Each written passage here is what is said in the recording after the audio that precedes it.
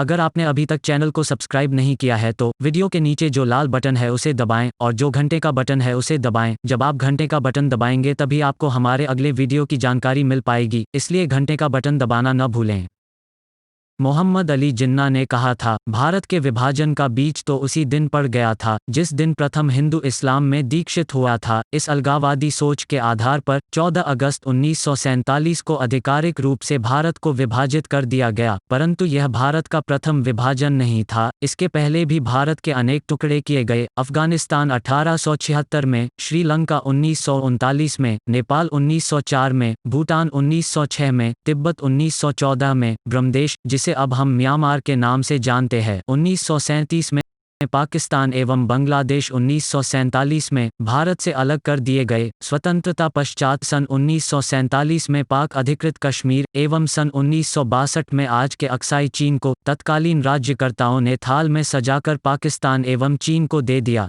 सिकुड़ते जाने की इस यात्रा पर अभी पूर्ण विराम नहीं लगा है। चीन अब अरुणाचल प्रदेश पर अपना अधिकार जता रहा है एवं करोड़ों बांग्लादेशी घुसपैठिए पूर्वांचल समेत सारे देश पर दृष्टि गड़ाए हैं।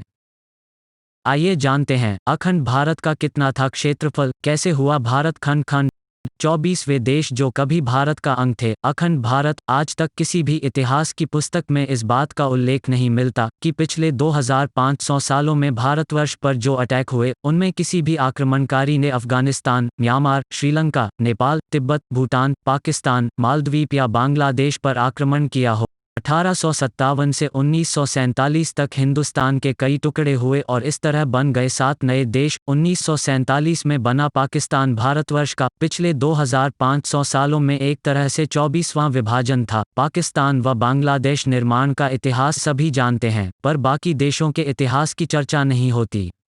अखंड भारत आर्यावर्त की सीमा में Afghanistan, Pakistan, Nepal, Tibet, Bhutan, Bangladesh, Burma, Indonesia, Cambodia, Vietnam, Malaysia, Java, Sumatra, Maldives और अन्य कई छोटे बड़े क्षेत्र हुआ करते थे। हालांकि सभी क्षेत्र के राजा अलग अलग होते थे लेकिन कहलाते थे सभी भारतीय जनपद। आज इस संपूर्ण क्षेत्र को अखंड भारत इसलिए कहा जाता है क्योंकि अब यह खंड खंड हो गया है और आज जिसे हम भारत कहते हैं दरअसल उसका नाम हिंदुस्तान है। हकीकत में अखंड भारत की सीमाएं विश्व के बहुत बड़े भूभाग तक फैली हुई थीं। इतिहास की किताबों में हिंदुस्तान की सीमाओं का उत्तर में हिमालय व दक्षिण में हिंद महासागर का वर्णन है, लेकिन पूर्व व पश्चिम की जानकारी नहीं है। कैलाश मानसरोवर से पूर्व की ओर जाएं तो वर्तमान का इंडोनेशिया और पश्चिम की ओर जाएं तो वर्तमान में ईरान देश या आर्यान प्रदेश हिमालय के अंतिम छोर पर हैं। एटलस के अनुसार जब हम श्रीलंका या कन्याकुमारी से पूर्व व पश्चिम की ओर देखेंगे तो हिंद महासागर यवद्वीप जिसे अब इंडोनेशिया के नाम से जानते हैं व आर्यान जिसे अब ईरान के नाम से जानते हैं तक ही है। इन मिलन बिंदुओं के बाद ही दोनों ओर महासागर का नाम बदलता है। इस प्रकार से हिमालय, हिंद महासागर, ईरान व इंडोनेशिया के बीच का पूरे भूभाग को आर्यावर्त अथवा भारतवर्ष या हिंदुस्तान कहा जाता है।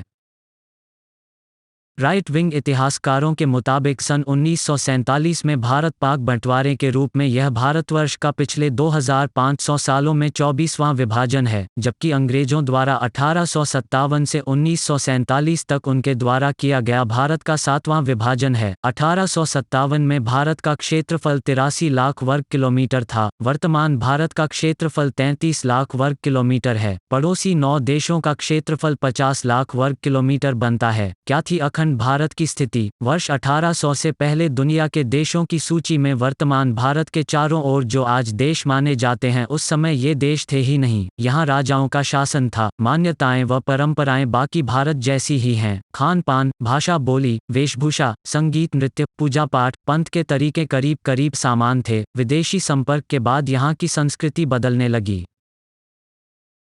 2500 सालों के इतिहास में सिर्फ हिंदुस्तान पर हुए हमलों में जो भी आक्रमण हुए, यूनानी, यवन, हून, शक, कुषाण, रतगाली, फ्रेंच, डच व अंग्रेज आदि, इन सभी का इतिहास में जिक्र है। किसी ने भी अफगानिस्तान, म्यांमार, श्रीलंका, नेपाल, तिब्बत, भूटान, पाकिस्तान, मालदीव या बांग्लादेश पर आक्रमण का उल्लेख नहीं किया है। रूस और ब्रिटिश शासकों ने बनाया अफगानिस्तान। रूसी व ब्रिटिश शासकों भारत के बीच गंडामक संधि के बाद अफगानिस्तान नाम से एक बफर स्टेट अर्थात राजनीतिक राजनीतिक देश बनाया गया। इस तरह यह भारत से अलग हो गया। यह भी बता दें कि अफगानिस्तान शैव व प्रकृति पूजक मत से बौद्ध मतावलंबी और फिर इस्लाम के संपर्क में आया। बादशाह शाहजहां, शेरशाह सूरी व महाराजा रणजीत सिंह के शासनकाल में उनके राज्य में कंधार या गंधार का स्पष्ट वर्णन है।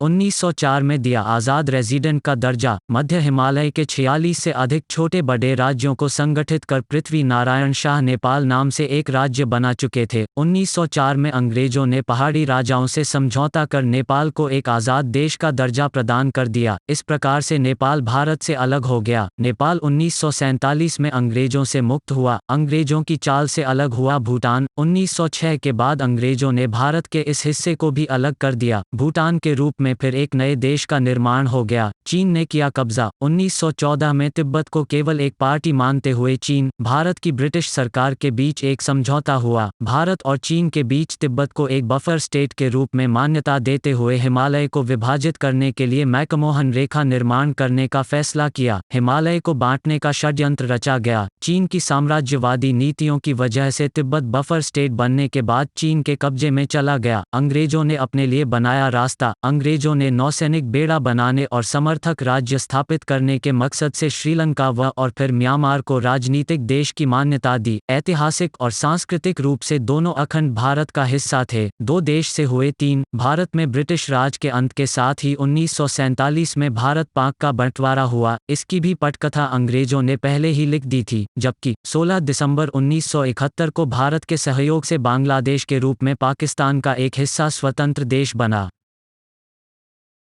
दोस्तों, बहुत मेहनत करके हम एक वीडियो बनाते हैं। कृपया इस चैनल को सब्सक्राइब करके हमारा हौसला अफजाई करें। सब्सक्राइब करने के लिए वीडियो के नीचे जो लाल बटन है उसे दबाएं और जो घंटे का बटन है उसे दबाएं। जब आप घंटे का बटन दबाएंगे तभी आपको हमारे अगले वीडियो की जानकारी मिल पाएगी, इसलिए घंटे का बटन जरूर दबाएं। दोस्तों, इसका कोई चार्ज नहीं है, ये बिल्कुल मुफ्त है। साथ ही साथ वीडियो के नीचे कमेंट करके अपनी राय जरूर दें। जय हिंद, जय भारत, भारत माता की जय।